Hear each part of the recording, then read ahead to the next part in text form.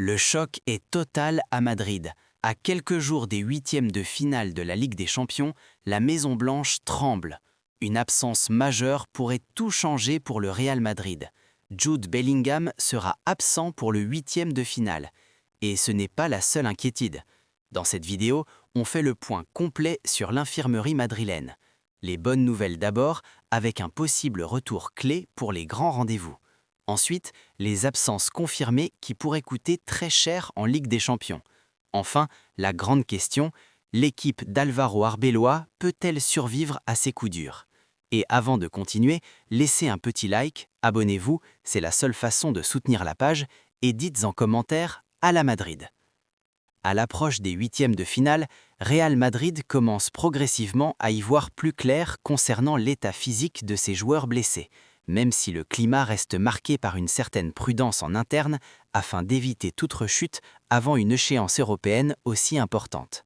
Le staff médical du club merengue se montre à la fois rigoureux et optimiste, notamment pour plusieurs cadres essentiels dont la récupération évolue positivement jour après jour, avec des programmes individualisés et un suivi intensif visant à garantir un retour dans les meilleures conditions possibles. Les prochains jours s'annoncent particulièrement décisifs, car ils permettront d'évaluer la capacité des joueurs concernés à reprendre l'entraînement collectif, un élément clé dans la préparation tactique et physique de la confrontation européenne qui approche à grands pas et qui exigera un effectif compétitif à 100%. Malgré ces signaux encourageants, le suspense demeure entier autour de plusieurs éléments majeurs de l'effectif madrilène, puisque les décisions finales dépendront des derniers examens médicaux et des sensations des joueurs eux-mêmes, laissant planer une incertitude stratégique pour le staff technique jusqu'aux toutes dernières heures. Kylian Mbappé devrait être pleinement opérationnel pour les huitièmes de finale, une nouvelle qui soulage non seulement le staff technique, mais aussi les supporters qui attendaient avec impatience des informations rassurantes concernant son état physique. Après avoir ressenti une gêne persistante au genou au cours des dernières semaines, l'attaquant français a finalement évité une intervention chirurgicale, privilégiant un traitement conservateur accompagné d'un programme de récupération spécifique soigneusement encadré par le staff médical. Son indisponibilité est estimée entre 10 et 14 jours, une période durant laquelle il suivra un protocole intensif mêlant soins, travail en salle et reprise progressive sur le terrain afin de retrouver son explosivité et sa vivacité caractéristiques. Le club espère ainsi pouvoir le récupérer à 100% pour la grande confrontation européenne, que ce soit face à Manchester City ou au Sporting, deux adversaires redoutables contre lesquels la vitesse, la créativité et l'efficacité de Mbappé pourraient faire toute la différence dans les moments décisifs. Jude Bellingham souffre d'une blessure musculaire contractée lors d'un effort intense, une gêne qui s'est aggravée au fil des jours et qui nécessite désormais un arrêt complet afin d'éviter toute complication plus sérieuse.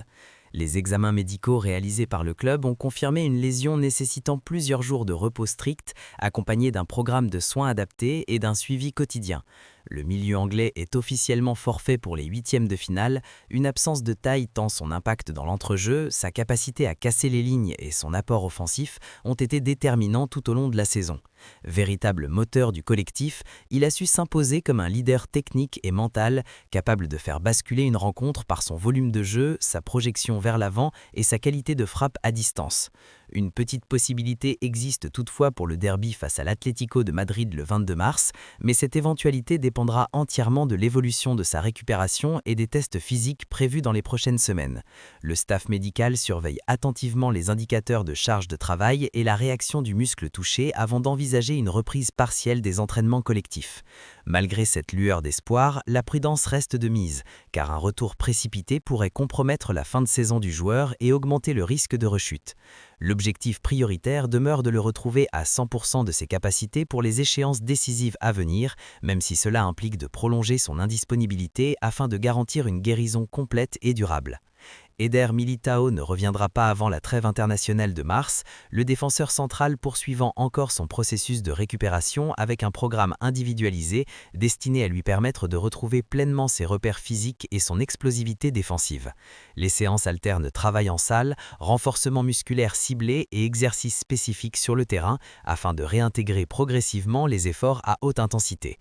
Le staff médical reste attentif aux moindres sensations du joueur avant d'autoriser son retour à l'entraînement collectif. De son côté, Dani Ceballos est également forfait pour les huitièmes de finale, une absence qui prive l'équipe d'une solution technique capable d'apporter de la fluidité dans la circulation du ballon et de l'équilibre dans les phases de transition. Son intelligence de jeu et sa qualité de passe courte manqueraient notamment face à des adversaires adeptes du pressing. Ces indisponibilités successives réduisent considérablement les options au milieu de terrain et en défense, obligeant le staff technique à envisager des ajustements tactiques et à solliciter davantage certains joueurs moins utilisés depuis le début de la saison. Des changements de système pourraient être étudiés afin de compenser ces absences, notamment en densifiant l'axe ou en renforçant la couverture défensive. La profondeur de banc sera donc mise à rude épreuve lors des prochaines rencontres et la capacité du groupe à rester solidaire et compétitif malgré les blessures pourrait jouer un rôle déterminant dans la réussite européenne du club. Plus jamais, la gestion des rotations et la fraîcheur physique seront des éléments clés pour maintenir un niveau de performance élevé dans cette période charnière de la saison. Dean Huijsen sera absent contre Getafe, le staff préférant ne prendre aucun risque après une alerte physique récente qui nécessite encore quelques jours de gestion spécifique et de travail individualisé. Les médecins du club ont opté pour une approche prudente, misant sur des séances adaptées et un suivi quotidien afin d'éviter toute rechute. Son retour est cependant attendu face au Celta de Vigo, une rencontre qui pourrait lui permettre de retrouver progressivement du rythme compétitif avant les échéances européennes plus intenses. L'idée serait de lui offrir un temps de jeu contrôlé afin de réintégrer les automatismes défensifs sans brusquer sa condition physique. Bonne nouvelle pour l'encadrement. Il devrait être pleinement disponible pour les huitièmes de finale, un timing idéal qui permettra d'élargir les options défensives et de mieux répartir les minutes entre les titulaires. Son profil, alliant taille, qualité technique et calme dans la relance, constitue un atout précieux dans les matchs à haute intensité. Son retour représenterait un renfort important pour stabiliser la défense, notamment dans les duels aériens et la relance propre depuis l'arrière, des aspects essentiels pour aborder sereinement les confrontations à élimination directe. Dans un contexte où la gestion de l'effectif est cruciale, sa disponibilité offrirait davantage de flexibilité tactique et renforcerait la solidité globale du bloc défensif. Rodrigo est officiellement disponible, une excellente nouvelle pour le staff technique qui récupère un élément offensif capable de faire la différence à tout moment grâce à sa vitesse, sa créativité et son sens du but. Après plusieurs semaines d'incertitude, son retour apporte un véritable bol d'air à l'effectif, tant son profil est unique dans l'animation offensive. Il pourrait déjà disputer des minutes face à Getafe afin de reprendre progressivement du rythme, avec l'objectif de retrouver ses automatismes et sa confiance avant les grandes échéances européennes. Le staff envisage une intégration mesurée, en surveillant sa charge de travail pour éviter toute rechute et optimiser son impact sur le terrain.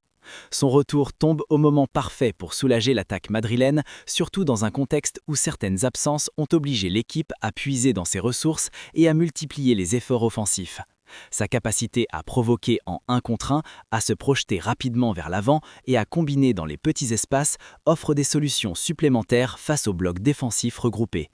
Avec sa faculté d'évoluer sur tout le front de l'attaque, il représente une arme précieuse dans le système offensif du Real Madrid, apportant davantage de variété tactique et de spontanéité dans les moments clés des matchs. S'il retrouve rapidement son meilleur niveau, il pourrait redevenir un atout majeur dans la quête de nouveaux succès cette saison. Un possible duel contre Manchester City sans Jude Bellingham pourrait effectivement coûter cher, tant l'impact du milieu anglais dans les grands rendez-vous européens a été déterminant cette saison, que ce soit dans l'intensité, la projection vers l'avant ou la capacité à faire basculer un match sur une action individuelle. Son volume de jeu et sa personnalité dans les moments clés ont souvent servi de catalyseur à l'équipe. Mais avec le retour attendu de Kylian Mbappé et la disponibilité confirmée de Rodrigo, l'espoir reste intact du côté madrilène. Car la puissance offensive, la vitesse de transition et la capacité à attaquer la profondeur pourraient compenser certaines absences au milieu de terrain. La menace constante dans le dos des défenses adverses offrirait des alternatives tactiques capables de déstabiliser même les blocs les plus organisés. Il ne faut pas oublier que Real Madrid possède une histoire unique en UEFA Champions League, une compétition dans laquelle le club a souvent su se transcender dans l'adversité, transformant des situations compliquées en scénarios mémorables. L'expérience accumulée par le groupe, combinée à une culture de la gagne profondément ancrée, reste un atout considérable dans ce type d'affrontement. Alors, ces blessures seront-elles un véritable obstacle dans la quête d'un nouveau sacre européen, ou au contraire le point de départ d'un nouvel exploit forgé dans la difficulté, comme le club en a déjà écrit tant dans son histoire légendaire? Et voilà pour les dernières informations sur le Real Madrid. Si cette vidéo t'a plu et que tu veux rester informé de toute l'actualité madrilène, abonne-toi dès maintenant à la chaîne et active la cloche pour ne rien manquer des prochaines infos brûlantes. Laisse un like pour soutenir la communauté à la Madrid et dis-moi en commentaire, selon toi, l'absence de Bellingham peut-elle coûter cher en Ligue des Champions? Partage cette vidéo avec tous les fans du Real autour de toi et on se retrouve très vite pour une nouvelle analyse 100% foot.